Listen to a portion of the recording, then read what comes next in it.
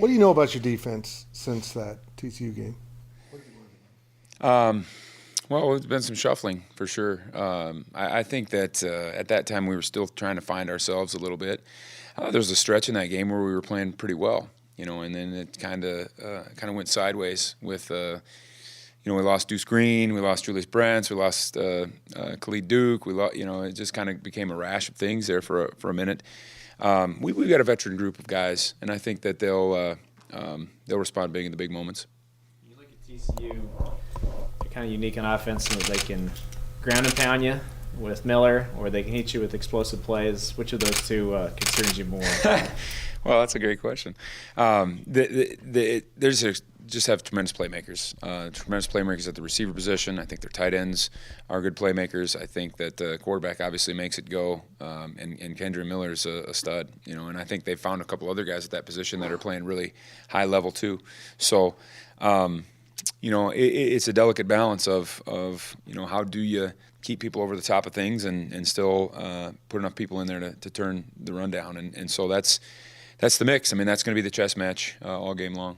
Kendrick Miller makes it hard for one guy to tackle. How important is it for you guys to get to the ball? We didn't tackle him very well last time at all, and I think our pursuit saved us a couple of times. I think we missed more tackles in that game than maybe we missed at any other game this year, and it's due to him. It's due to him and it's due to Max Dugan. I mean, I think that he just does a really nice job of being patient in his runs. I don't think he rushes anything. I think he keeps himself under control. And if you yourself are out of control, you're going to miss him because he's going to change his pace and change his level. And even when we were able to get pretty good thuds on him, I don't think we played with very good technique last time in terms of running through the contact, which is something that we emphasize. I think a lot of times we ran to the contact and dove and put our head down and missed, and that's a recipe for disaster, no matter who you're tackling. You look at VJ Payne last week stepping in. How did you feel like he played awesome? He played really well last week, and we knew he had the ability.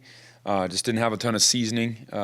Changing his position in the matter of a week was a thing. I think the way that we teach things, we try to teach him conceptually. So I think there was a lot of carryover from what he was doing, but definitely a different look at it, different perspective. So what he did last week to get himself ready to play and then playing well, I was so happy and proud of him. He played his tail off. You kind of mentioned the injuries in the TCU game earlier this season. Thinking back to that, when that happened, did you feel like you kind of had to dumb some stuff down or take some things away, and maybe that might change this time? Not really. I maybe some, but not crazy. We're happy that Nick Allen's in the game. We don't think twice about it. Des Purnell's in the game. We don't think twice about it. At that time, Jacob Parrish hadn't really emerged yet. But when he went in the game, we didn't skip a beat.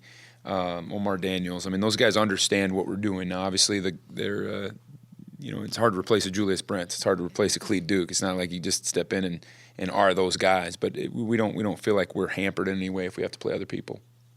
With the 3-3-5, I guess life is kind of a work in progress. But you feel like it's embedded in what you guys do right now? I do. I still think it needs massaging from time to time, but it's.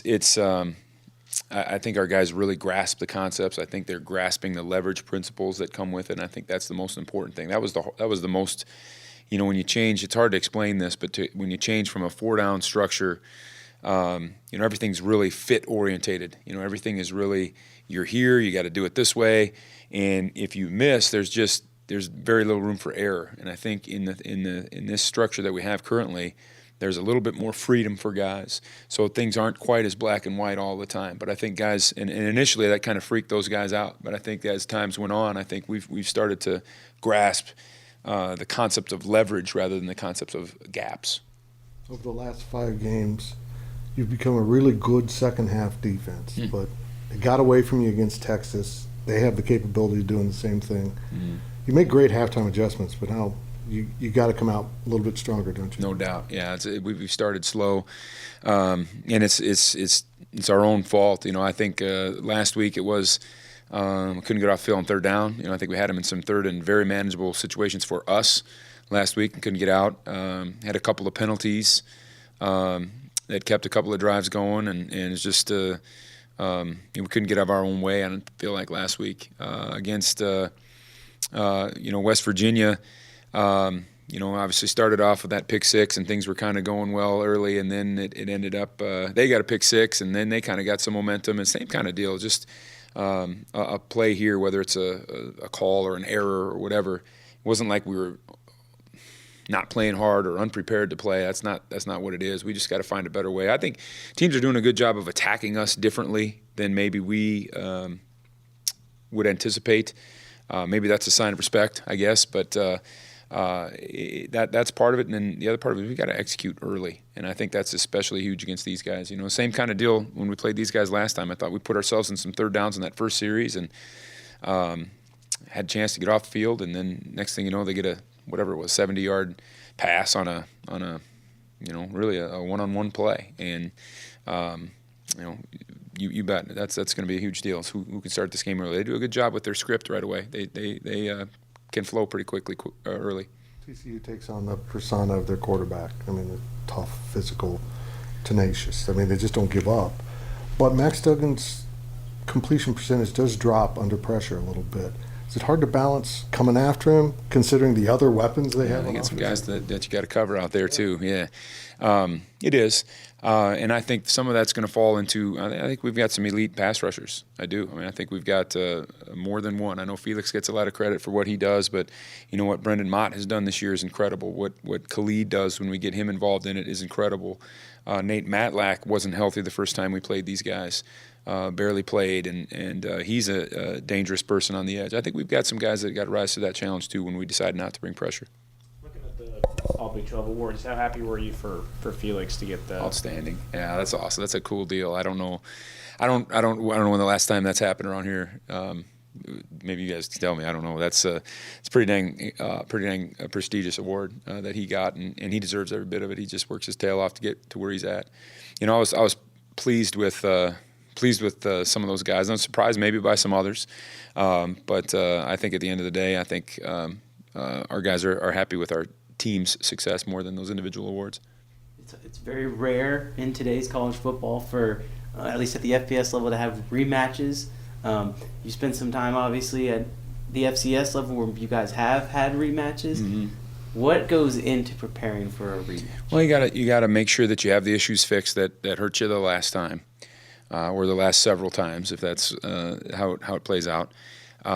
You always kind of go back in history to see what had worked. It's not maybe about the last game. It's maybe about the last several games. I know it's a little different scenario here with these guys, but and I think that we understand the personnel a little bit better. I meticulously note personnel on just about every guy on their offense and what I think at the end of the game, and whether I was right about that or wrong about that going into the game. And I think that, we understand maybe where we match up better than we thought. We maybe understand a little bit better where we don't match up as well as we thought. And so hopefully we can shift those matchup around and get us some better advantageous situations. Time for two more.